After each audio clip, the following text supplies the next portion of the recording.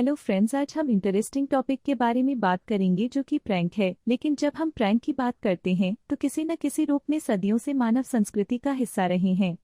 जबकि विशिष्ट प्रकार के प्रैंक और उनकी लोकप्रियता समय और संस्कृति में भिन्न रही है, दूसरों को हंसाने और यथास्थिति को बदलने की अंतर्निहित इच्छा पूरे इतिहास में एक स्थिर रही है। प्रैंक की उत्पत्ति ग्रीस और रोम जैसी प्राचीन सभ्यताओं में देखी जा सकती है। इन संस्कृतियों में अक्सर त्योहारों और उत्सवों के हिस्से के रूप में प्रैंक का इस्तेमाल किया जाता था। उदाहरण के लिए, दिसंबर में मनाए जाने वाले सैटर्नेलिया के रोमन त्योहार के दौरान लोग एक दूसरे के साथ प्रैंक करते थे, मुखौटे पहनते थे और अन्य प्रकार की लीला क्रीड़ा में शामिल होते थे। यूरोप में मध्य युग के दौरान प्रैंक मुख्य रूप से उच्च वर्गों के लिए मनोरंजन के रूप में उपयोग किया जाता था। वे अक्सर विस्तृत होते थे और नकली लड़ाई या नाटकीय प्रदर्शन जैसे मंचित कार्यक्रम शामिल होते थे। इन प्रैंक का इस्तेमाल अक्सर शाही दरबारों में मेहमानों को प्रभावित करने और उनका मनोरंजन करने के लिए किया जाता था। उन्हें धन और शक्ति का प्रदर्शन करने के तरीके के रूप में देखा जाता था। पुनर्जागरण काल के दौरान शरारतें अधिक व्यापक हो गईं और सामाजिक मानदंडों और परंपराओं को चुनौती देने के तरीके के रूप में उपयोग की गईं। यह महान परिवर्तन का समय था और स्थापित आदेश और प्रश्न प्राधिकरण को उलटने के लिए प्रैंक का इस्तेमाल किया गया था। उदाहरण के लिए, शेक्सपियर के नाटकों में पात्र अक्सर सत्ता में बैठे लोगों को मात देने और अपने लक्ष्यों को प्राप्त करने के लिए प्रैंक और प्रवंचना का उपयोग करते हैं। 18वीं और 19वीं सदी में शरारतें विकसित होती रहीं और लोकप्रिय संस्कृति में अधिक प्रचलित हो गईं। उदाहरण के लिए, 18वीं शताब्दी में एक लोकप्रिय शरारत किसी को मूर्खों के काम पर भेजना था, जहां उन्हें एक ऐसे मिशन पर भेजा जाता था जिसे पूरा करना असंभव था। यह शरारत अक्सर नए प्रशिक्षुओं या युवा श्रमिकों पर खेली जाती थी और इसे उनके कौशल और ज्ञान का परीक्षण करने के तरीके के रूप में देखा जाता था। 19वीं शताब्दी में शरारतें अधिक विस्तृत हो गईं और अक्सर नाट्य प्रस्तुतियों और सर्कस में उपयोग की जाती थीं। एक लोकप्रिय शरारत पानी की बाल्टी चाल थी, जहां कोई दरवाजा खोलता था और दरवाजे के ऊपर संतुलित बाल्टी से पानी से सराबोर हो जाता था। 20वीं शताब्दी में शरारतें विकसित होती रहीं और लोकप्रिय संस्कृति में अधिक प्रचलित हो गईं। वे साहित्य, रंगमंच और फिल्म में इस्तेमाल किए गए और कॉमेडी और मनोरंजन का एक प्रमुख केंद्र बन गए। उदाहरण के लिए, 20वीं सदी की शुरुआत में वाडेविल के कलाकार अक्सर अपने कृत्यों में प्रैंक शामिल करते थे। ये प्रैंक अक्सर शारीरिक होते थे, जैसे कि चेहरे पर पाई गैग, जहां किसी के चेहरे पर पाई से चोट लग जाती थी। 20वीं शताब्दी के मध्य में टेलीविजन और फिल्म में प्रैंक का अधिक बार उपयोग किया जाने लगा। कैंडिड कैमरा और पंकज जैसे शो लोकप्रिय हो गए, जिसमें छिपे हुए कैमरे और बिना सोचे समझे लोगों पर किए गए विस्तृत प्रैंक दिखाए गए।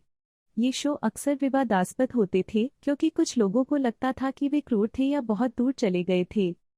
आज प्रैंक अभी भी लोकप्रिय है और अक्सर सोशल मीडिया और टेलीविजन शो में इसका इस्तेमाल किया जाता है।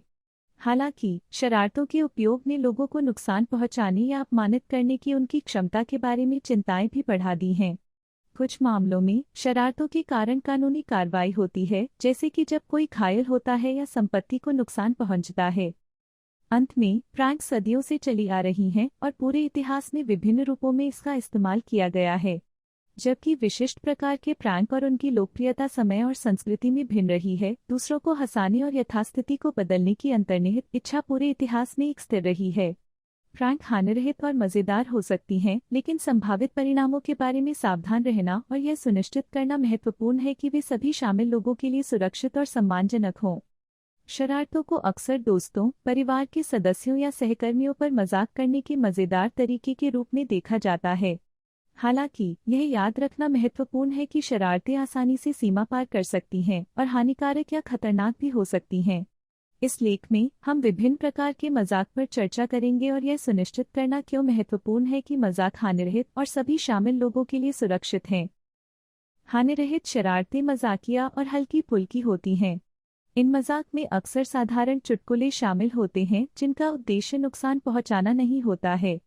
हानिरहित शरारतों के कुछ उदाहरणों में एक नकली मकड़ी या मकड़ी का जाला बनाना, चीनी को नमक के साथ बदलना या किसी की कुर्सी पर हुपी कुशन डालना शामिल है। हानिरहित शरारतें मूड को हल्का करने और दोस्तों या सहकर्मियों के समूह को कुछ हंसी लाने का एक शानदार तरीका हो सकता है। डरावनी शरारतें किसी को चौंका देने या डराने के लिए बनाई जाती हैं। इन मजाक में बाहर कूदना और बू चिल्लाना शामिल हो सकता है। या एक कोठरी में छिपकर और किसी के पास से चलते हुए उसे पकड़ लेना। जबकि ये मजाक हानिरहित लग सकते हैं, वे आसानी से बहुत दूर जा सकते हैं और किसी को वास्तव में डराने का कारण बन सकते हैं। यह सुनिश्चित करना महत्वपूर्ण है कि डरावनी शरारतों को बहुत दूर न ले जाया जाए और इसमें शामिल सभी लोगों को इससे कोई परेशानी न हो। शर्मनाक शरारतें किसी को असहज या शर्मिंदा महसूस कराने के लिए होती हैं। इन शरारतों में किसी की कार पर नकली पार्किंग टिकट लगाना या किसी के बैग में शर्मनाक सामान डालना शामिल हो सकता है। हालांकि शर्मनाक शरारतें हानिरहित लग सकती हैं, फिर भी किसी को आहत या शर्मिंदा महसूस करा सकती हैं। यह सुनिश्चित करना महत्वपूर्ण है कि इसमें शामिल सभी लोग मजाक के साथ ठीक हैं और इसे बहुत दूर नहीं ले जाया जाता है। कार्यालय की शरारतें अक्सर कार्यस्थल में खींची जाती हैं और मूड को हल्का करने या कार्यालय में कुछ हंसी लाने के लिए डिजाइन की जाती हैं। ऑफिस प्रैंक के कुछ उदाहरणों में एक सहकर्मी की क्यूबिकल को गुब्बारों से भरना या उनकी पूरी डेस्क को पन्नी में लपेटना शामिल है। जबकि ऑफिस प्रैंक कार्यदिवस की एकरसता को तोड़ने का एक मजेदार तरीका हो सकता है। यह सुनिश्चित करना महत्वपूर्ण है कि वे विघटनकारी न हो या किसी के काम करने की क्षमता में हस्तक्षेप न करें। सोशल मीडिया प्रैंक में सोशल मीडिया पर नकली या भ्रामक जानकारी पोस्ट करना शामिल है। इन मजाक में एक नकली खाता बनाना या झूठी अफवाहें फैलाना शामिल हो सकता है। जबकि सोशल मीडिया प्रैंक हानिरहित लग सकते हैं, वे आसानी से हानिकारक या हानिकारक भी हो सकते हैं। यह सुनिश्चित करना महत्वपूर्ण है कि सोशल मीडिया शरारतों को बहुत दूर न ले जाया जाए और इससे इसमें शामिल किसी को भी नुकसान न हो। जबकि शरारतें मज़ेदार और हल्के फुल्के हो सकते हैं, यह याद रखना महत्वपूर्ण है कि उनके गंभीर परिणाम भी हो सकते हैं। शरारतें जो बहुत दूर की जाती हैं, वे जल्दी ही हानिकारक, शर्मनाक या खतरनाक भी हो सकती हैं। यह सुनिश्चित करना महत्वपूर्ण है कि इसमें शामिल सभी लोग मजाक के साथ ठीक हैं और इसे बहुत दूर नहीं ले जाया जाता है। इसके अलावा यह याद रखना महत्वपूर्ण है कि प्रैंक जल्द ही बदमाशी, उत्पीड़न या यहाँ तक कि आपराधिक व्यवहार में सीमा पार कर सकती हैं। यह सुनिश्चित करना महत्वपूर्ण है कि प्रैंक हानिरहित हों और वे इसमें शामिल किसी को भी नुकसान न पहुंचाएं। यदि संदेह है तो सावधानी बरतने और मजाक से पूरी तरह बचने में ही भलाई है। जबकि प्रैंक दोस्तों या सहकर्मियों के समूह में हंसी और हास्य लाने का एक मजेदार तरीका हो सकता है, यह सुनिश्चित करना महत्वपूर्ण है कि वे सभी शामिल लोगों के लिए हानिरहित और सुरक्षित हों। शरारतों के संभावित परिणामों को ध्यान में रखते हुए और यह सुनिश्चित करके कि इसमें शामिल सभी लोग इससे सहमत हैं, हम यह सुनिश्चित कर सकते हैं कि प्रैंक हमारे दैनिक जीवन की एकरसता को तोड़ने का एक हल्का और मजेदार तरीका बना रहे। प्रैंक रोजमर्रा की जिंदगी में हास्य और हंसी लाने का एक लोकप्रिय तरीका है। वे हानिरहित चुटकुलों से लेकर विस्तृत, अक्सर जोखिम भरे, व्यावहारिक चुटकुलों तक हो सकते हैं। प्रैंक हर संस्कृति का हिस्सा हैं और हर उम्र के लोग इनका आनंद लेते हैं। इस लेख में हम दुनिया भर के कुछ अलग अलग प्रकार के लोकप्रिय मजाक के बारे में जानेंगे। जापान में कांचो बच्चों के बीच एक लोकप्रिय प्रैंक है, जहां वे अपने हाथों से एक बंदूक का आकार बनाते हैं और अपनी उंगलियों को एक अनजान शिकार के पीछे की ओर दबाते हैं। इसे हानिरहित और हास्यास्पद प्रैंक के रूप में देखा जाता है, हालांकि कुछ लोगों को यह अनुचित लगता है। ब्राजील में कार्निवाल के दौरान कोरर एट्रस डू कैपिटा या चेजिंग द डेविल नामक एक लोकप्रिय मजाक खेला जाता है। प्रतिभागी लाल पोशाक पहनते हैं और शैतान होने का नाटक करते हुए लोगों का पीछा करते हैं। ऑस्ट्रेलिया में ड्रॉप बेयर एक लोकप्रिय प्रैंक है, जहां कोई एक पर्यटक को पेड़ों से नीचे गिरने वाले शातिर भालू के बारे में चेतावनी देने का नाटक करता है। यह आमतौर पर बाहरी लोगों को चिढ़ाने के लिए प्रयोग किया जाता है जो ऑस्ट्रेलियाई वन्य जीवन से परिचित नहीं हैं। अप्रैल फूल्स डे संयुक्त राज्य अमेरिका और दुनिया भर के कई अन्य देशों में मनाया जाने वाला एक लोकप्रिय प्रैंक दिवस है। इस दिन लोग एक दूसरे पर हानिरहित चुटकुले खेलते हैं, जैसे कि नकली समाचार, किसी और के होने का नाटक करना या अपमानजनक झूठ बोलना।